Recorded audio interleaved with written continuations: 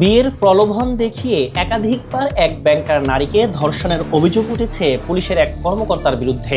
নাম তার মোহাম্মদ নাজমুস সাকিব। বর্তমানে তিনি কিশোরগঞ্জের ভৈরব সার্কেলের সহকারী পুলিশ সুপারের দায়িত্ব পালন করছেন।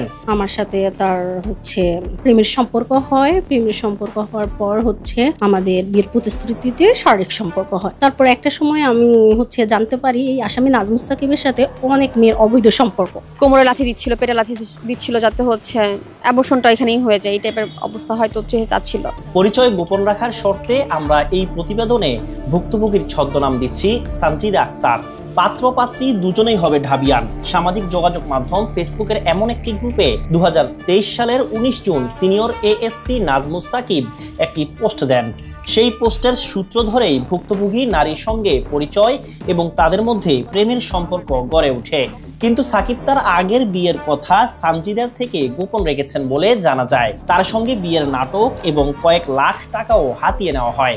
এক পর্যায়ে তাকে বিভিন্নভাবে প্রাণনাশের হুমকিও দেন পুলিশের এই কর্মকর্তা। এ ঘটনায় ভুক্তভোগী ভ্রূণ হত্যা, হাত ও পিঠ পুড়িয়ে দেওয়া এবং শারীরিক নির্যাতনের জন্য আদালতে 3টি মামলা করেন। আসামি নাজমুস সাকিবের সাথে আমার ফেসবুকের মাধ্যমে পরিচয় হয়। সে পাত্রী চাই পোস্টে দিছে, পাত্র পাত্রী দুজনে হবে ডাবিয়ান। সেখান থেকে আমাদের পরিচয় হয়। আমার সাথে তার প্রেমের সম্পর্ক হয়। প্রেমের সম্পর্ক হওয়ার পর আমাদের বিয়ের প্রতিশ্রুতিতে শারীরিক সম্পর্ক হয়। একটা সময় আমি জানতে পারি নাজমুস সাকিব সাময়িক বরখাস্ত এবং তার শিশুকন্যা রয়েছে। তার প্রথম স্ত্রীর মামলা কোর্টে চলমান। তারপর একটা সময় আমি জানতে পারি এই আসামি নাজমুস সাকিবের সাথে অনেক মেয়ের অবৈধ সম্পর্ক। আসামি নাজমুস সাকিব আমার সাথে বিয়ের নাটক করে এবং আমাকে মারাত্মকভাবে প্রতারিত করে। 11ই অক্টোবর 2024 সালে আসামি নাজমুস সাকিবের বাড়িতে আমার সঠিক বিয়ে এবং রেজিস্ট্রেশনের দাবিতে যাই এবং আসামি নাজমুস সাকিব আমাকে গালে চট থাপ্পড় দেয় এবং আসামি নাজমুস সাকিবের বাবা আমার গায়ে গরম পানি ঢেলে দেয় এবং আমার মাথায় চেয়ার দিয়ে বাড়ি দেয়। ভাইয়া আমি বেহুশ হয়ে পড়ে যাই ওখানে এবং লোকজন আমাকে বাঁচানোর চেষ্টা করে। 20 নভেম্বর 2024 আমাকে মারধর করার করছে। এর জন্য আমি নির্বাহী ম্যাজিস্ট্রেট কোর্ট 454/24 ধারায় মামলা করি। ধর্ষণ মামলাটা বিজ্ঞ নারী ও শিশু নির্যাতন দমন ট্রাইব্যুনাল 8-এ ফাইলিং করা হয়েছিল। ফাইলিং করায় পরে বিজ্ঞ আদালত এফআইআর এর আদেশ দেন, অর্থাৎ শাহবাগ থানা এফআইআর হবে না। এটা 29/5/25 এই আদেশটা দেন। দেওয়ার পরে এই এফআইআর লজ হয়। কিন্তু অদ্যাবধি নাজমুস সাকিব যে আসামি, উনি চাকরিতে বহাল আছেন। উনি বর্তমানে কিশোরগঞ্জ রেঞ্জে এএসপি পদে বহাল আছেন এবং উনি এই পদে বহাল থেকে সম্মানিত বিজ্ঞ আদালত থেকে জামিনও নেন নাই, না নিয়ে বহাল তবিয়তে উনি ওনার চাকরি চালায় যাচ্ছেন। আইও তাকে গ্রেফতারও করতেছে না, আমাদেরকে কোনো প্রকার ভুক্তভোগীকে কোনো প্রকার সহযোগিতাও করতেছে না। এই হলো মূলত সমস্যাটা। পরবর্তীতে এই বিষয়গুলা জানানোর জন্যে ভুক্তভোগী কি করলেন, মাননীয় পুলিশ সুপার কিশোরগঞ্জ বরাবর, তারপর মাননীয় ডিআইজি ঢাকা রেঞ্জ বরাবর, মাননীয় স্বরাষ্ট্র উপদেষ্টা জননিরাপত্তা বিভাগ বরাবর এবং মাননীয় অ্যাডিশনাল ডিআইজি পুলিশ হেডকোয়ার্টার্স, তারপরে আপনার মাননীয় সিনিয়র সচিব জননিরাপত্তা বিভাগ স্বরাষ্ট্র মন্ত্রণালয় বাংলাদেশ এবং মাননীয় আইজিপি বাংলাদেশ পুলিশ বরাবর লিখিতভাবে জানান যে এরকম তার বিরুদ্ধে মামলা আছে, সে বহাল তবিয়তে চাকরি করে যাচ্ছেন এবং সম্মানিত বিজ্ঞ আদালতে সারেন্ডারও করতেছেন না। তারপরও অদ্যাবধি আমরা এই আবেদনগুলো দেওয়ার পরও কোনো প্রকার আসলে কোনো রেজাল্ট এখনো পাই নাই। উনি ওনার মতো বহাল তবিয়তে চাকরি করে যাচ্ছেন। এই মামলার যে তদন্তকারী কর্মকর্তা আছেন, তদন্তকারী কর্মকর্তাও তাকে গ্রেফতারের কোনো চেষ্টা করতেছেন না এবং উনিও বিজ্ঞ আদালতের প্রতি সম্মানিত হয়ে সারেন্ডারও করতেছেন না। আদালত সূত্র বলছে নাজমুস সাকিবের বিরুদ্ধে প্রথম স্ত্রী ইসরাত রহমানও 3টি মামলা করেছেন। মোট 6টি মামলা চলমান রয়েছে। জানা গেছে অভিযুক্ত সাকিব মামলার অভিযোগে এর আগে 4 বছর সাময়িক বরখাস্ত এবং প্রায় 3 মাস কারাগারেও ছিলেন। ভুক্তভোগীরা বলছেন এমন অবস্থায় কিভাবে চাকরিতে এই কর্মকর্তা এখনো বহাল থাকেন সেটি প্রশ্ন।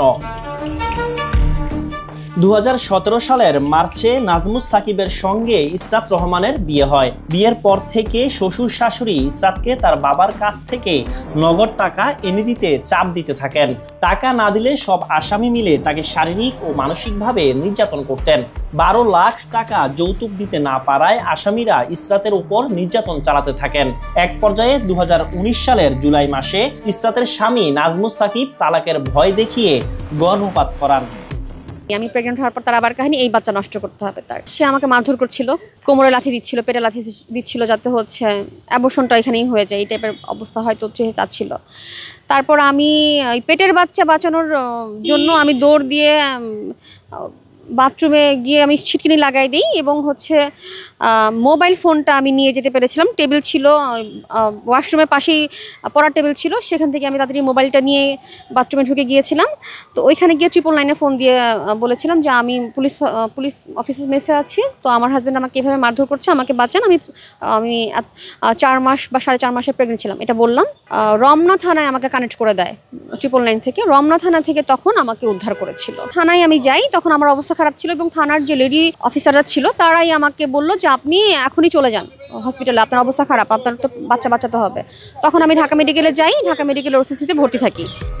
সাকিবের প্রথম সংসারের 5 বছর বয়সী একমাত্র মেয়েকে নিয়ে জীবন সংগ্রামের কথা বলতেই কান্নায় ভেঙে পড়লেন ভুক্তভোগী ইসরাত। জানা যায় সবশেষ একজন শিক্ষা ক্যাডারকে বিয়ে করেন সাকিব, তার সঙ্গে এখন সংসার করছেন।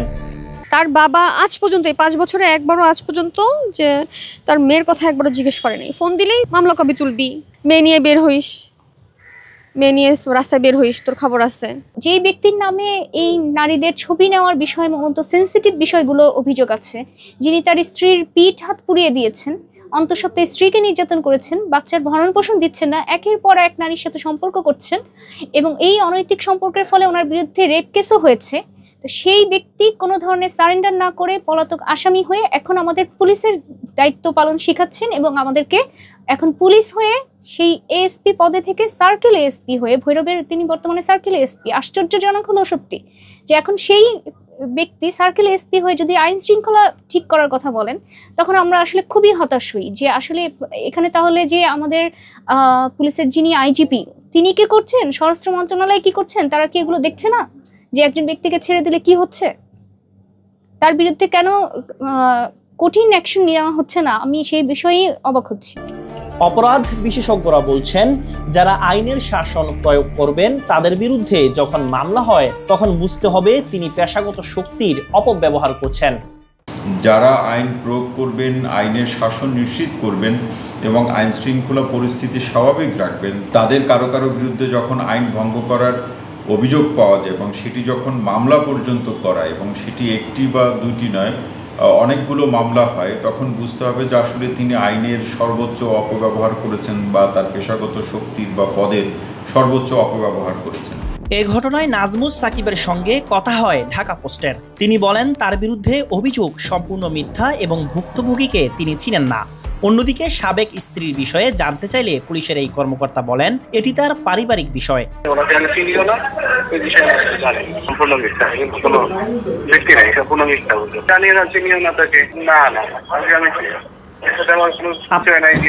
আমি ভাই বলি এগুলো আমার পারিবারিক বিষয়। আমি আমার সাবেক স্ত্রীর সাথে ডিভোর্স হয়েছে 5 বছর আগে, সম্ভবত একদম সাজস করে কোনো কিছু করতেছে, ব্যস্ত আছে, একটু ব্যস্ত আছে। বিষয়টি নিয়ে ঢাকা রেঞ্জের ডিআইজি এবং পুলিশ সদর দপ্তরের এআইজি মিডিয়ার সঙ্গে যোগাযোগ করা হলেও কোনো মন্তব্য পাওয়া যায়নি। সংশ্লিষ্টরা বলছেন প্রশাসনের কেউ যদি অপরাধের সঙ্গে যুক্ত হয় কিংবা কারো বিরুদ্ধে গুরুতর অভিযোগ থাকে সেটিকে সুষ্ঠু তদন্ত করে যেন আইনগত ব্যবস্থা নেওয়া হয়। আব্দুল্লাহ আল মামুন, ঢাকা পোস্ট।